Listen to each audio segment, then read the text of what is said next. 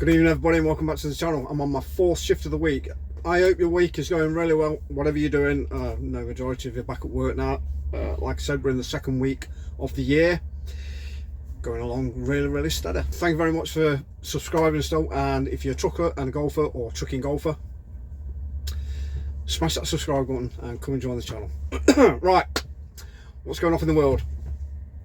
Now, if you knew that a mate of yours is going to have a 21st birthday or something like that, who's going to celebrate something that was really outstanding, a promotion or something like that, you'll not slag him off behind his back so people can hear and you don't get invited.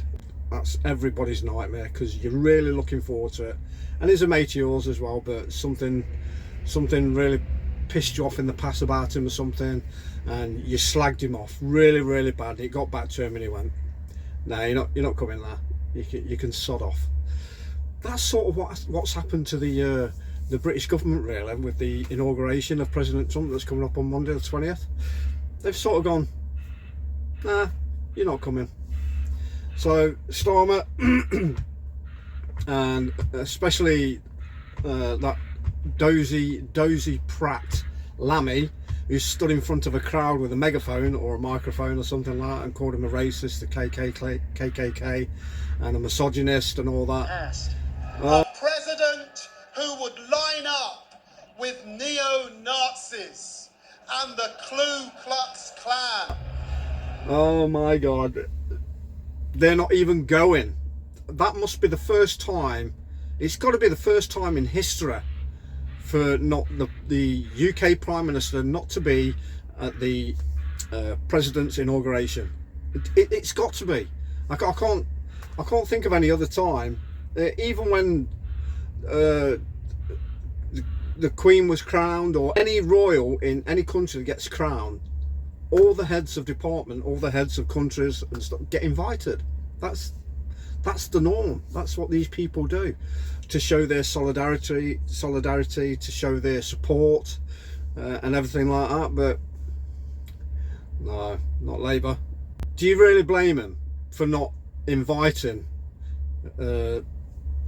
Starmer and his cronies that are so far left? It is just unbelievable, and it is laughable, and it's embarrassing. It is absolutely embarrassing that he's not there to support the president, and he's already said, yes, I'll be talking with the president later on and blah blah. Yeah, I know what those talks are going to be like. I know what I'd love to be a fly on the wall. I really would. They've been a disaster, absolute disaster. Borrowing's going through the roof, inflation, it's everything's crumbling, everything's going wrong. The pensioners have obviously been kicked in the teeth, they're down. Waspy girl women, they've been crapped on. The farmers massively have been let down.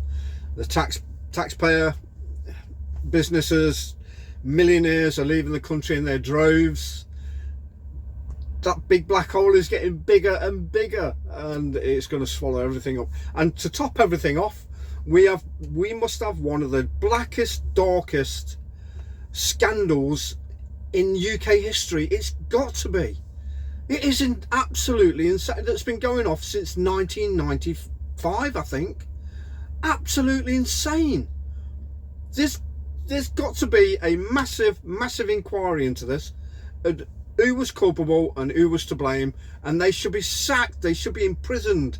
Something has got to be done, but nobody seems to want to. No, we can't do that because an inquiry's already been done and they've been jailed. Yeah, over 550 British Asian monsters. That's the only word I can they are just pure monsters, predators. They're scum. They're absolute evil. Were imprisoned where they should have been castrated and deported to hell, anywhere apart from the shores of Great Britain, as far as I'm concerned. Please drop me a comment. I'd love to hear your thoughts. I think it's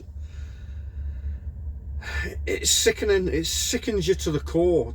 There's so many lives that have been ruined. 50 odd cities in the UK affected by this.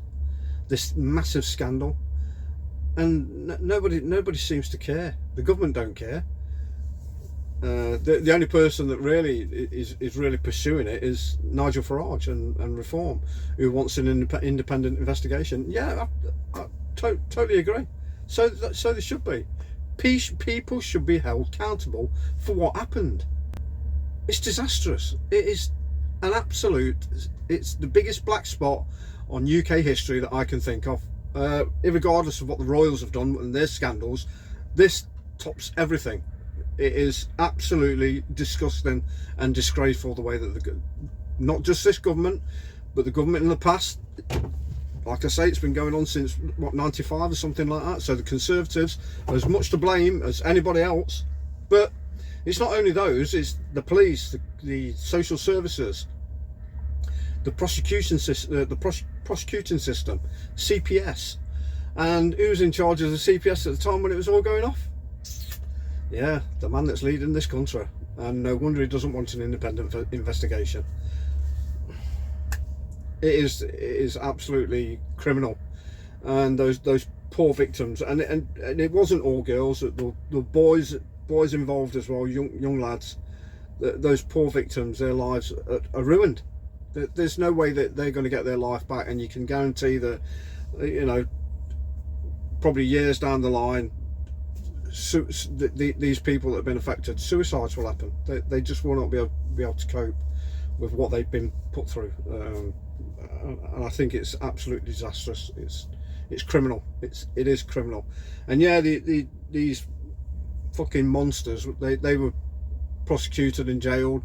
I think one of them got 18 years, got a life sentence, a maximum of 18 years, and the lowest one 5 years. But it's not only those tossers that got jailed. It should have been every one of their family members, cousins, everybody knew what they were doing. They must have known. They should have gone as well. They should have deported them as well, in my eyes. That's my opinion. People have got to be held accountable, and obviously Elon Musk has been getting involved with X, and he's been posting his comments about the incidents that's gone off, and you know, I don't blame him. And then another reason why they're not invited as well, Christ, they even tried to interfere with the US politics and the election. Labour Party, that is just insane. Absolutely insane. They must have, I cannot understand it. They must have known in their heart of hearts, no, he's not going to win. There's no way that he is going to win and he is going to become president. They must have been sitting there in their ivory towers going, no, the left will win, the left will prevail, the whole world will go woke, and we'll win, blah, blah, blah. And that plan went down the pan with that screaming banshee.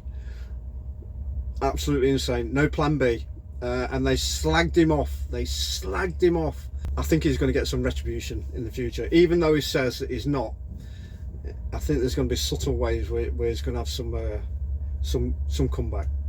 I really do. So yeah, that was all I wanted to cover earlier. The fact that nobody in our government has been invited to the inauguration of the 47th President of the United States, Mr. DJ Trump, on Monday the 20th, when he gets sworn into the office, and he'll be taking the Oval Office, and he'll be taking power. Right, that's it. I've had enough of ranting on. I've gone on too far. So yeah, drive safe, look after yourself, watch out for those lunatics, because they are bloody all out there. Like, subscribe, please drop me a comment, and I'll see you for my 5th and final shift tomorrow. Cheers, guys.